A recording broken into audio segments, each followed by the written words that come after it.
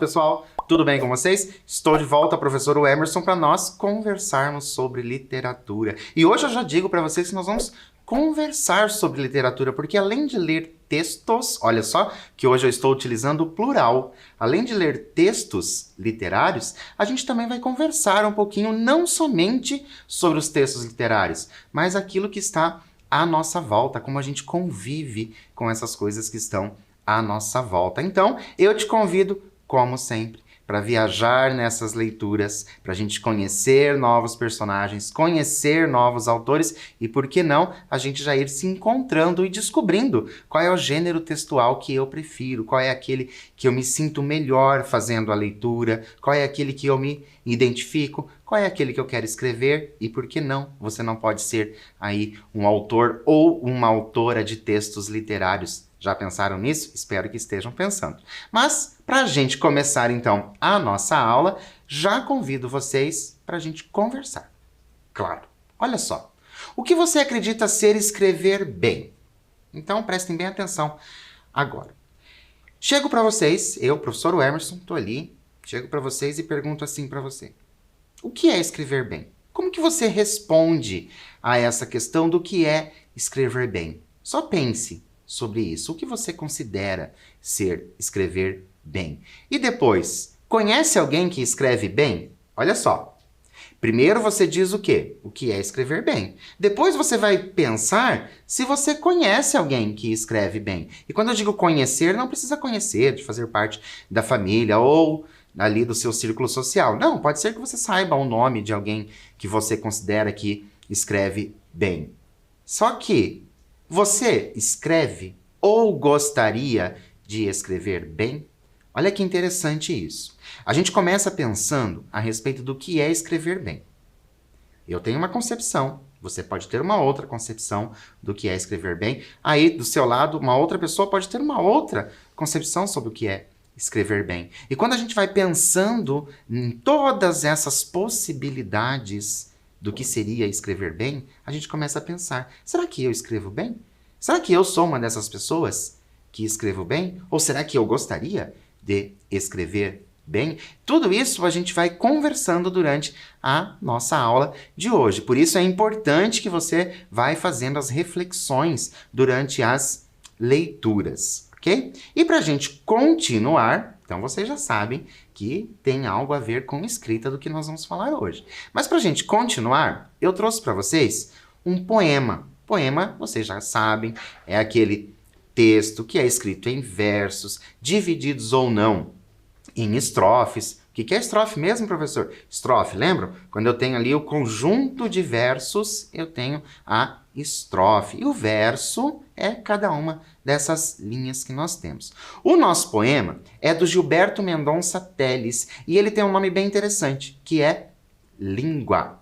Então, convido vocês para a gente descobrir qual é, afinal, essa língua que ele está falando. Então, acompanhem comigo a leitura. Olha só. Esta língua é como um elástico que espicharam pelo mundo. No início, era tensa, de tão clássica. Com o tempo, se foi amaciando, foi se tornando romântica, incorporando os termos nativos e amolecendo nas folhas de bananeira as expressões mais sisudas. Um elástico que já não se pode mais trocar de tão gasto, nem se arrebenta mais de tão forte. Um elástico assim como é a vida, que nunca volta ao ponto de partida. E assim já termina esse nosso poema, um poema relativamente curto. Falando sobre o quê? Falando sobre a língua. Por isso eu já trago para vocês algo para a gente refletir. Olha só. Releiam esse trecho.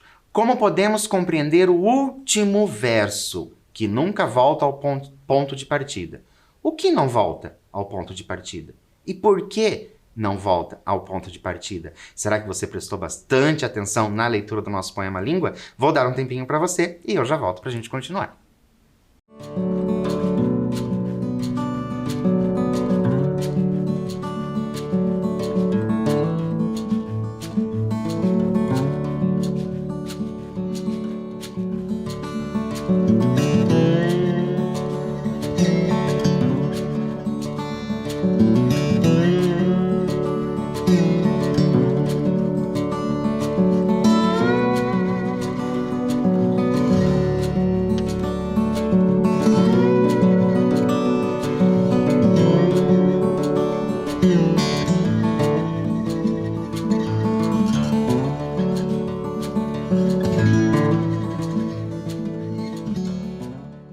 E então, pensaram a esse respeito que nunca volta ao ponto de partida. O que não volta? Não volta a língua. Mas por que não volta? Professor, não estou entendendo. O poema chama língua e agora essa língua não volta. Ah, você percebeu que nós estamos falando da língua portuguesa? E não essa língua, não esse órgão que nós temos. Nós estamos falando da língua portuguesa. Então, olha só o que eu trago para vocês. Olha só. Um elástico assim como é a vida, que nunca volta ao ponto de partida. Mas por que será? A nossa pergunta era, por que não volta? Quem não volta? Não volta a língua, essa língua que nós falamos, a língua portuguesa. Mas por que ela não volta? Isso é bem interessante quando você pensa da seguinte forma. A língua portuguesa, ou todas as outras línguas, mas nós vamos falar especificamente da língua portuguesa. Tá? A língua portuguesa, ela é uma língua viva. Né? Então, a gente considera essa língua como sendo viva. Então, a todo momento, essa língua, essa linguagem que nós utilizamos, ela vai se modificando a todo momento. Então, se você, por exemplo, perceber, existem coisas que eram faladas antigamente que hoje já não se fala mais. E muitas outras palavras foram surgindo ao longo do seu tempo de vida, se você começar a pensar sobre isso. Então, a cada momento, às vezes, parece que surge uma palavra nova ou uma expressão nova. Então, lá na nossa pergunta, olha só, por que não volta ao ponto de partida? Porque ela é viva, porque ela está mudando. Assim como muda quem? Assim como muda a vida. Né? A gente não volta, não consegue voltar lá no ponto de partida, lá naquele momento em que a gente nasceu. A gente não consegue fazer isso. Então, a gente vai fazendo essas mudanças. Essas mudanças vão acontecendo. Então, a língua elástica, ela é, como diz o nosso poema, ela vai se alterando. E alterando, obviamente, também de acordo com as necessidades da sociedade ou de um grupo social. É bem interessante quando a gente pensa na língua portuguesa desta forma. E para a gente continuar, olha só, nós vamos conhecer o nosso autor de hoje. O nosso autor de hoje é o Rubem Braga. Ele nasceu em 1913 e nos deixou no ano de 1990. O nosso autor de hoje chama a atenção de vocês para a seguinte coisa. O nosso autor de hoje é um autor bem conhecido, né? Um autor brasileiro bem conhecido. Então, esse nome Rubem Braga, pode ser que vocês ouçam esse nome também em outros momentos, não somente aqui nas aulas de literatura. Vocês podem ouvir aí em outros momentos esse nome Rubem Braga, porque é um nome importante para a literatura brasileira. Vamos conhecer então um pouquinho desse autor? Então acompanhem comigo. Olha só. Rubem Braga nasceu em 1913, faleceu em 1990. Foi um escritor e jornalista brasileiro. Tornou-se famoso como cronista de jornais e revistas de grande circulação no país. Foi correspondente de guerra na Itália e embaixador do Brasil em Marrocos. Rubem Braga nasceu em Cachoeiro do Itapemirim, no Espírito Santo, no dia 12 de janeiro de 1913. Seu pai, Francisco Carvalho Braga, era proprietário do jornal Correio do Sul. Iniciou seus estudos em sua cidade natal. Mudou-se para Niterói, Rio de Janeiro, onde concluiu o ginásio no Colégio Salesiano. Em 1929, Rubem Braga escreveu suas primeiras crônicas para o jornal Correio do Sul.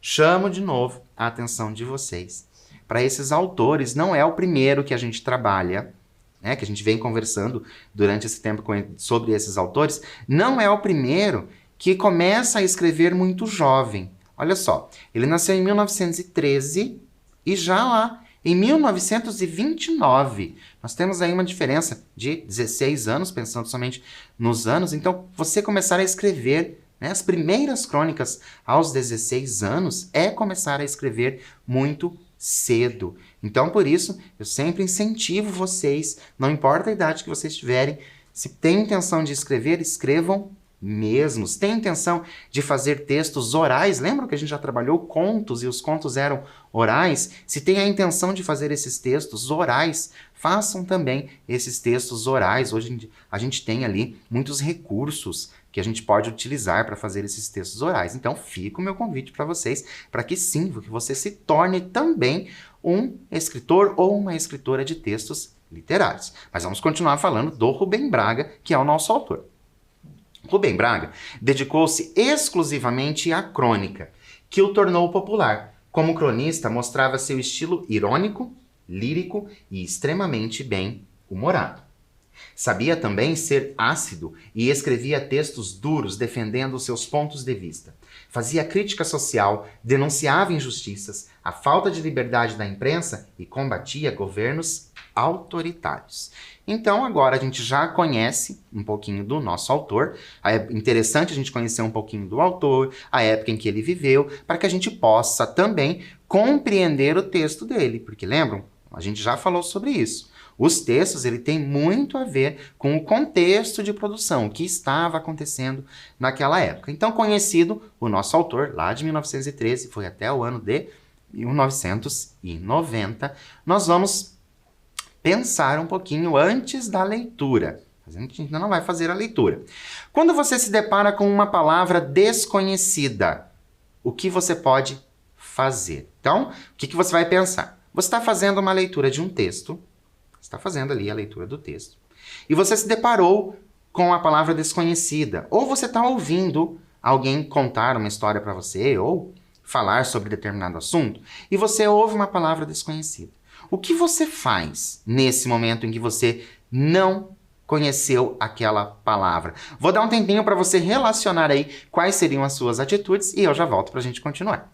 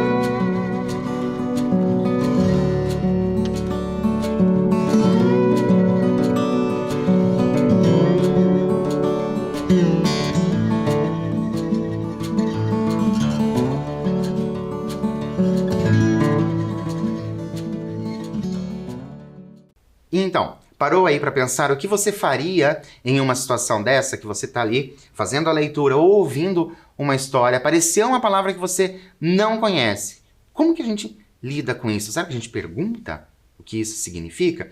Eu vou trazer para vocês algumas das possibilidades. Você pode ter encontrado uma outra possibilidade, mas trouxe as possibilidades que são mais comuns de nós encontrarmos. Olha só, uma delas, tentar entendê-la pelo contexto.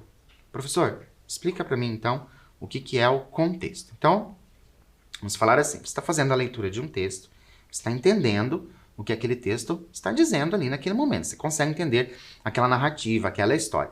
Apareceu uma palavra que você não conhece, tente entendê-la ali, naquele momento. Quais poderiam ser as possibilidades daquela palavra? Então, isso é entender a palavra pelo contexto. Depois nós temos verificar se é essencial sabê-la.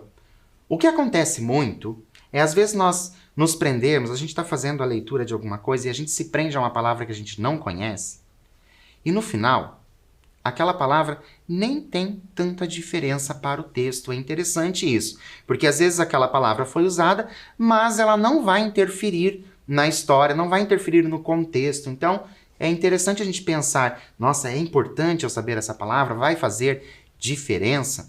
Um outro, claro, né, procurar o significado. E quando a gente procura o significado, me vem à cabeça, claro, o dicionário. A gente utiliza o dicionário para procurar esse significado. Posso procurar também o significado na internet, ajuda bastante quando você não sabe. Então, ali rapidinho você procura na internet. Então, são alguns meios que nós temos para, né, resolver essa situação.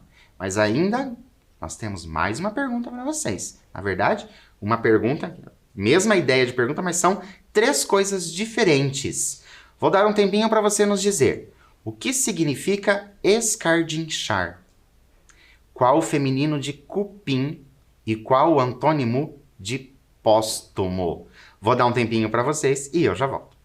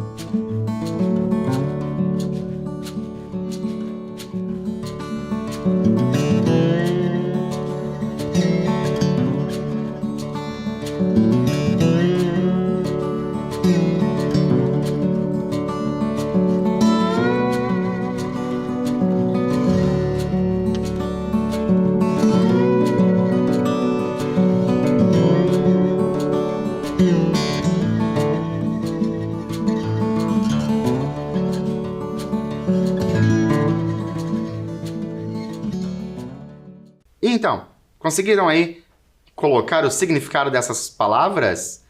Estranho essas palavras, não é? Lembra que a gente estava falando sobre o que acontece, o que eu posso fazer quando eu encontro uma palavra que eu não conheço? Será que você teve que pesquisar? Será que você conhece essas palavras? Eu não vou dar a resposta dessas palavras para vocês ainda. Tá? Não vou dar a resposta para ver se a gente consegue entender durante a leitura. E o nosso texto de hoje, do Rubem Braga, lembra o nosso autor? Do Rubem Braga, ele vai utilizar aí essas palavras, certo? Chama-se Nascer no Cairo, Ser Fêmea de Cupim. Tá, esse título tá meio estranho, professor. Nascer no Cairo, Ser Fêmea de Cupim. O senhor falou que ele era um bom cronista, e né, se destaca como cronista, então será que é a crônica de alguém que nasceu no Cairo? Ah, mas para isso a gente tem o quê? Nós vamos pensar, nós temos que pensar. O que podemos esperar de um texto em que o título nos apresenta reflexões sobre palavras de pouco uso? Como assim palavras de pouco uso, professor? Por exemplo, nascer no Cairo. Quem nasce no Cairo é o quê? Né? E depois nós temos lá a fêmea de Cupim, que se você não conseguiu descobrir um pouquinho antes na outra atividade, agora já é interessante você ir pensando e volto a dizer naquela outra reflexão que nós tivemos um pouco anteriormente. Será que eu preciso realmente saber? Vou dar um tempinho para você colocar as possibilidades e eu já volto.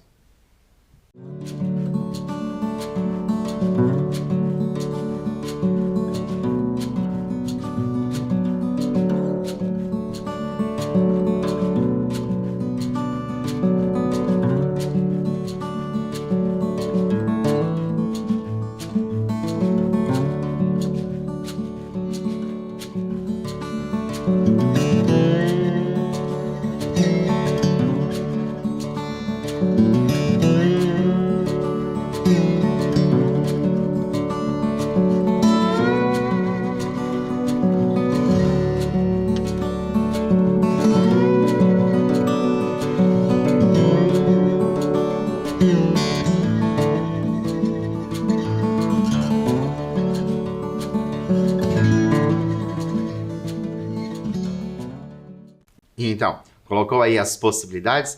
Vamos conferir se as possibilidades que vocês puseram coincidem com o texto ou se você criou novas possibilidades. Então, acompanhem comigo a leitura do texto Nascer no Cairo, Ser Fêmea de Cupim. Conhece o vocábulo escardinchar? Qual o feminino de cupim? Qual o antônimo de póstumo? Como se chama o natural do Cairo? E é realmente assim que o nosso texto começa, parecido ali com aquele momento de reflexão que nós tivemos um pouquinho antes, né? As mesmas perguntas. Escardinchar, antônimo de póstumo. Então, começa o texto do Rubem Braga exatamente assim. E olha o que eu trago para vocês. Você sabe responder as perguntas do autor? Já foram perguntadas, agora ele acrescentou outras. Você sabe responder essas perguntas? E eu acredito que seja a pergunta melhor para a gente refletir. O que poderia mudar em sua vida se você soubesse as respostas? Então, considerando que você não sabe as respostas, tá? A gente vai considerar que você não sabe. Mas o que muda na sua vida se você souber dessas respostas? Vou dar um tempinho para você ficar aí refletindo sobre isso e eu já volto.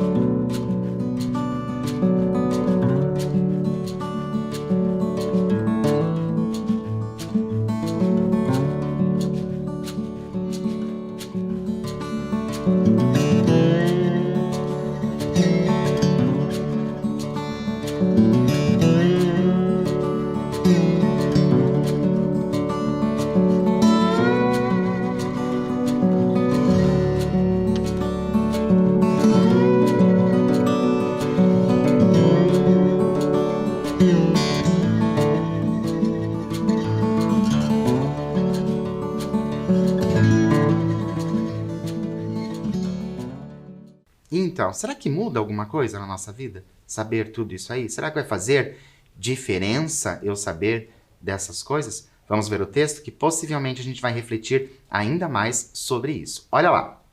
O leitor que responder não sei a todas essas perguntas não passará provavelmente em nenhuma prova de português de nenhum concurso oficial. Aliás, se isso pode servir de algum consolo à sua ignorância, receberá um abraço de felicitações deste modesto cronista, seu semelhante e seu irmão, porque a verdade é que eu também não sei. Você dirá, meu caro professor de português, que eu não deveria confessar isso, que é uma vergonha para mim, que vivo de escrever, não conhecer o meu instrumento de trabalho, que é a língua. E agora eu paro novamente para a gente pensar sobre o que o nosso autor disse. Olha só, ele diz que não sabe também o significado dessas palavras. E aparentemente, né, ele não está muito preocupado por não saber essas palavras. Por isso a gente vai pensar nisso que o autor nos diz. Você concorda com o autor que não saber essas palavras é uma vergonha?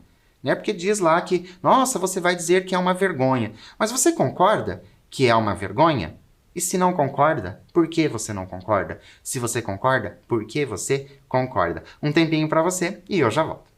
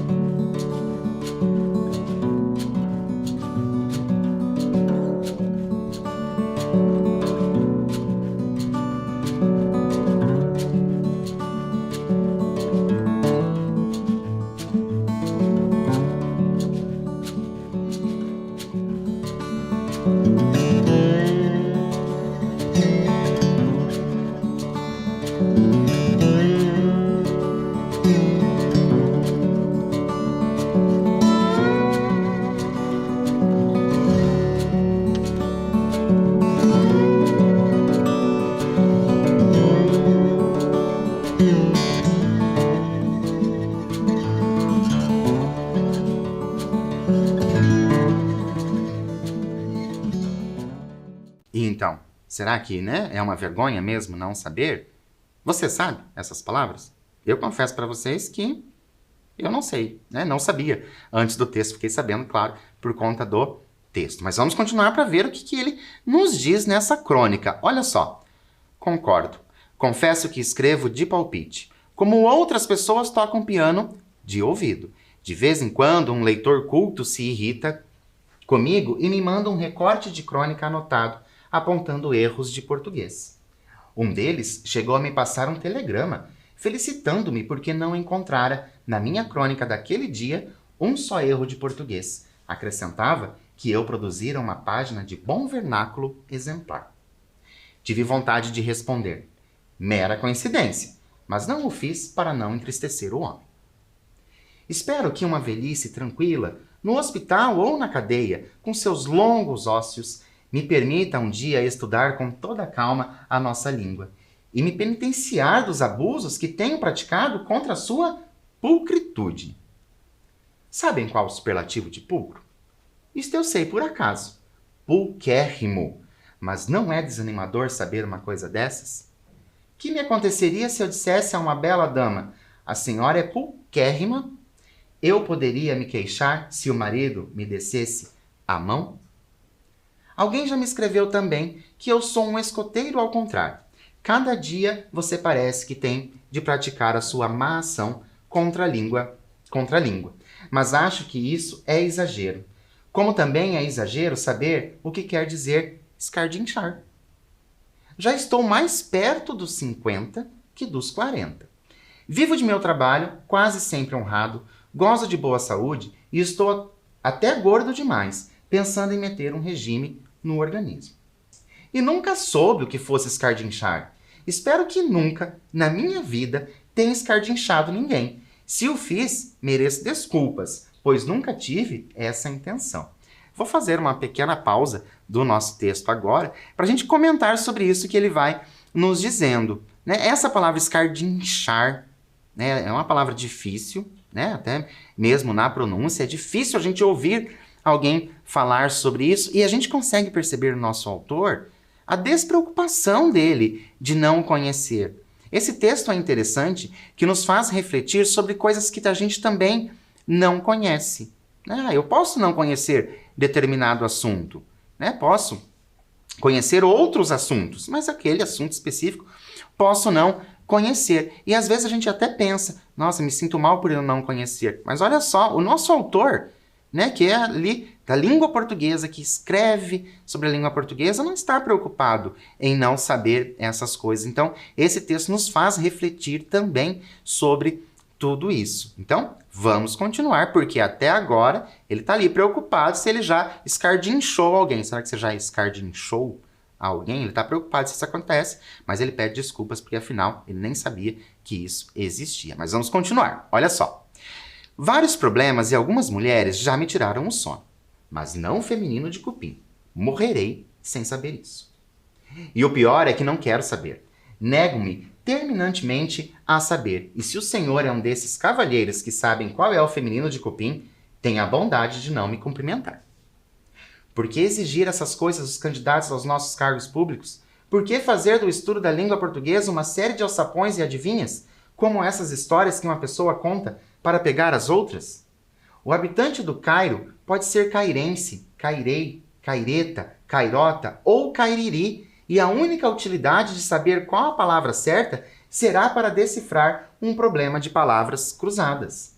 Vocês não acham que nossos funcionários públicos já gastam uma parte excessiva do expediente matando palavras cruzadas da última hora ou lendo horóscopo e as histórias em quadrinhos de O Globo? No fundo, o que esse tipo de gramático deseja é tornar a língua portuguesa odiosa.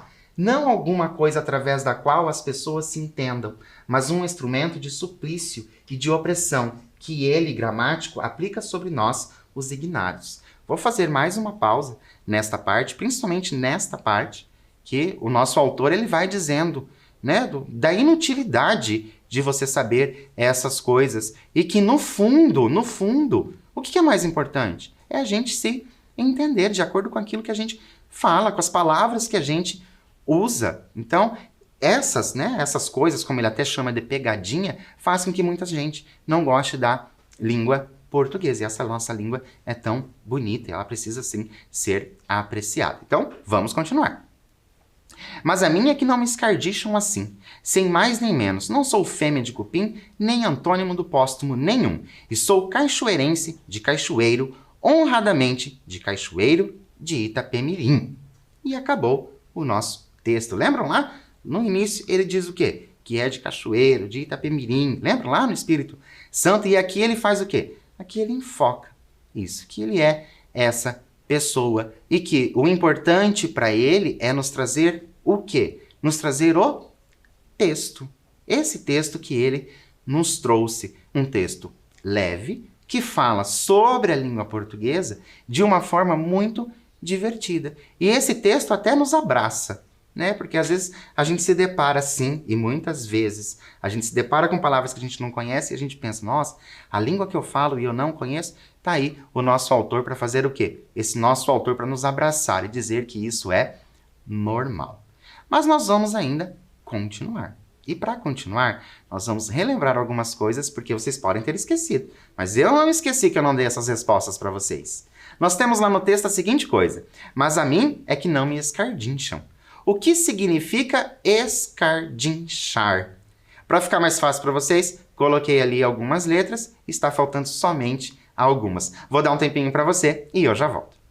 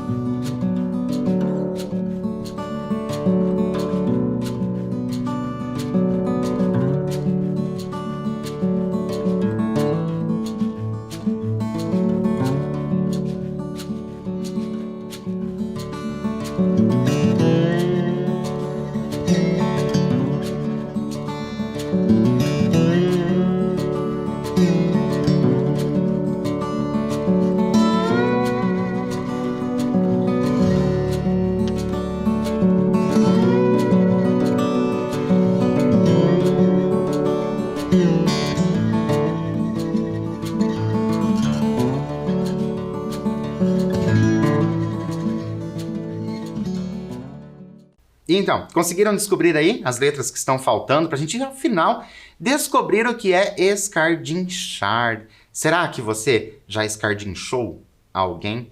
Será que eu já escardinchei alguém? Agora eu tô aqui pensando se isso já aconteceu. Na nossa linguagem do dia a dia, né? A nossa linguagem do dia a dia, nós temos que é o quê? Significa zombar. É o tirar o sarro mesmo de alguém. E o nosso autor ali, ele não sabe o que isso significa e a preocupação dele é, será que ele já zombou de alguém? Né? Ele espera que não, mas se isso aconteceu, ele já nos pediu desculpas lá no texto, dizendo que, né, se defendendo, dizendo que ele não sabia que isso significava. Então, já escardinchou alguém? E agora pensando que é zombar, já zombou de alguém? Então é interessante a gente ir conhecendo essas palavras. E nós vamos continuar, porque lá no início nós tínhamos algumas. Então, olha só. Vários problemas e algumas mulheres já me tiraram o sono, mas não o feminino de cupim. E agora a minha pergunta é, qual o feminino de cupim? Você sabe qual é o feminino de cupim? Está pensando em alguma coisa aí? Feminino de cupim? Já vou dar uma dica. Não tem nada de alguma coisa fêmea, ok? Essa é a dica porque é uma palavra só, mas eu deixo para vocês, claro, para facilitar, já que é uma coisa não utilizada, eu deixo para vocês ali algumas letras. E, professor, só A não facilitou muito não, mas vou dar um tempinho para você e eu já volto.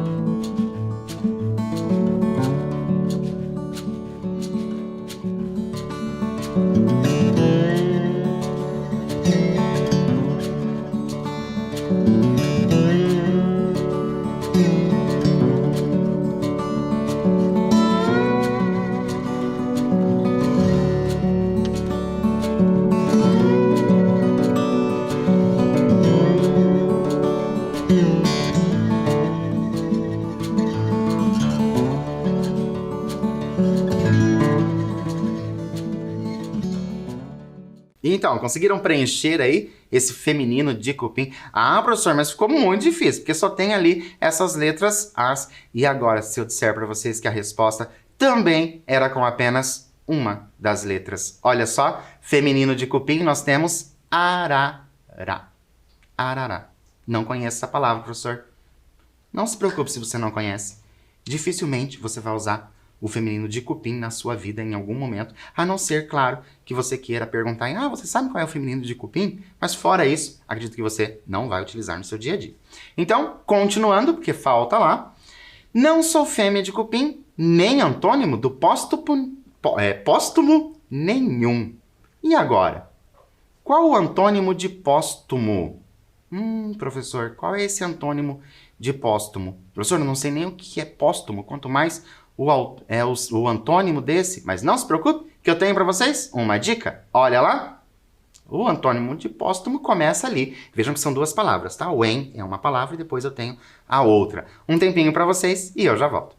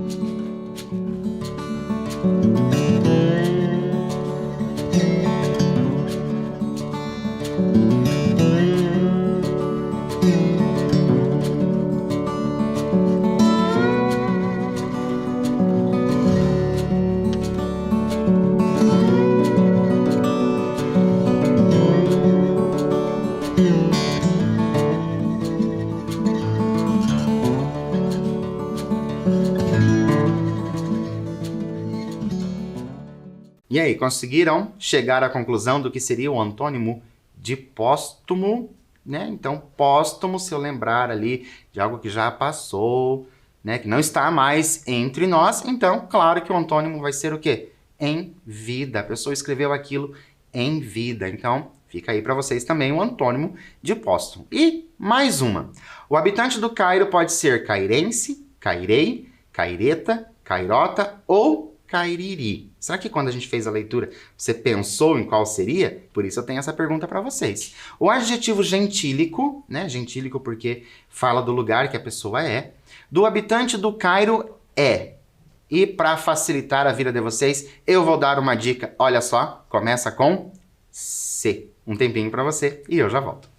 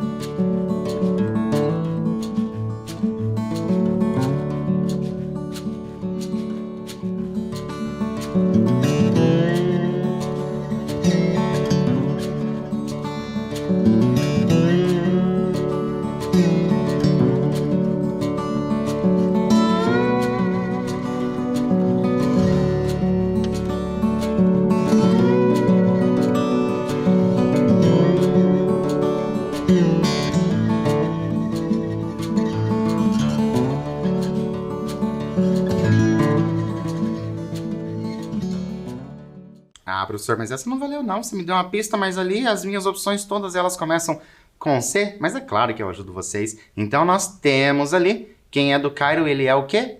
Cairota. É assim que nós falamos, cairota. E agora a gente vai fazer a leitura de um outro texto.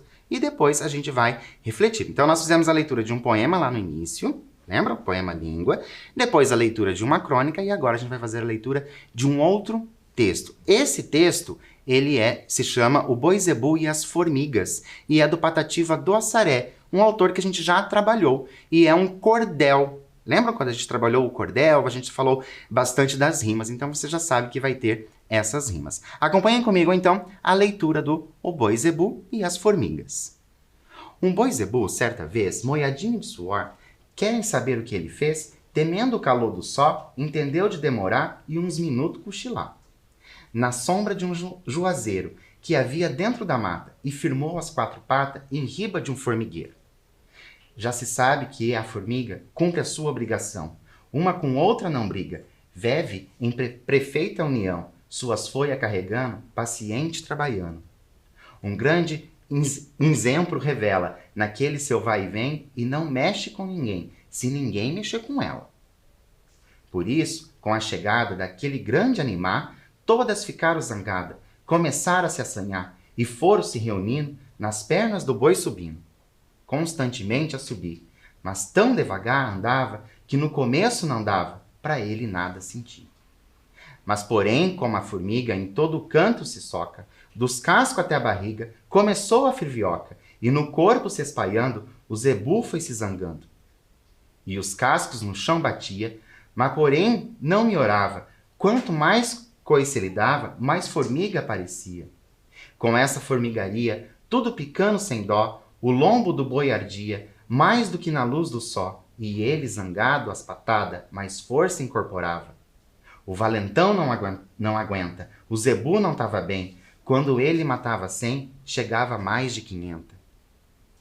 Com a feição de guerreira, uma formiga animada gritou para as companheiras: "Vão, minhas camaradas, acabar com os caprichos deste ignorante bicho. Com a nossa força comum, defendendo o formigueiro, nós somos muito dinheiro e este zebu é só um." Tanta formiga chegou que a terra ali ficou cheia, formiga de toda cor, preta, amarela e vermelha, no boi zebu se espalhando, cutucando e pinicando. Aqui e ali tinha um molho, e ele com grande fadiga, porque já tinha formiga até por dentro do zóio.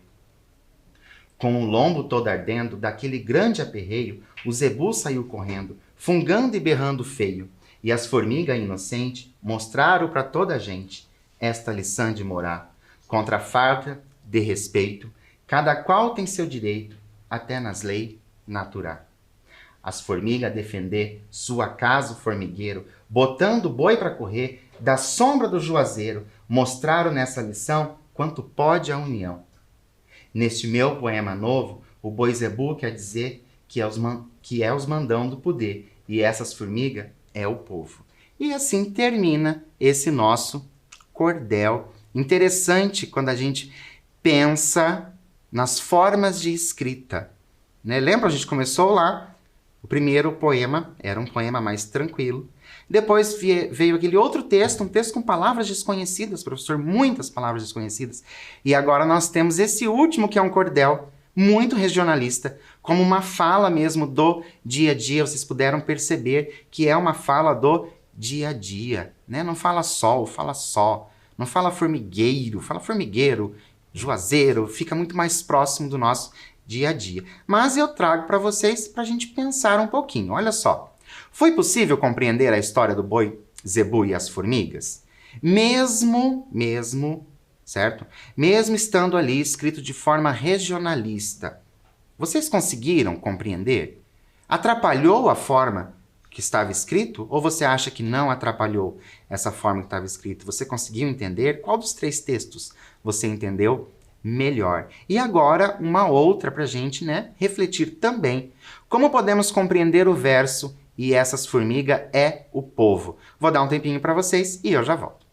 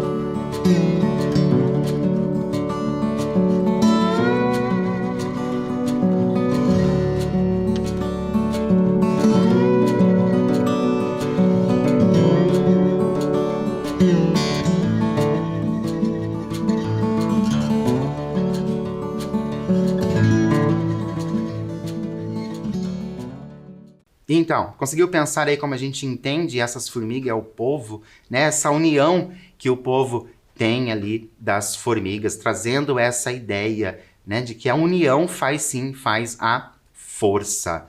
E agora, gostou dos textos? Qual texto você mais gostou? Texto 1, poema, texto 2, a crônica, ou esse texto 3, que é o quê? O nosso cordel. Como você vê a nossa língua? Conseguiram perceber que ela pode ser de várias formas? Pode ser o mais correto possível, mas pode ser também regionalista. E é claro que a literatura nos permite passar por todas essas etapas da língua. Claro que, infelizmente, por hoje é só, mas fica meu abraço para vocês e espero vocês na nossa próxima aula. Até lá!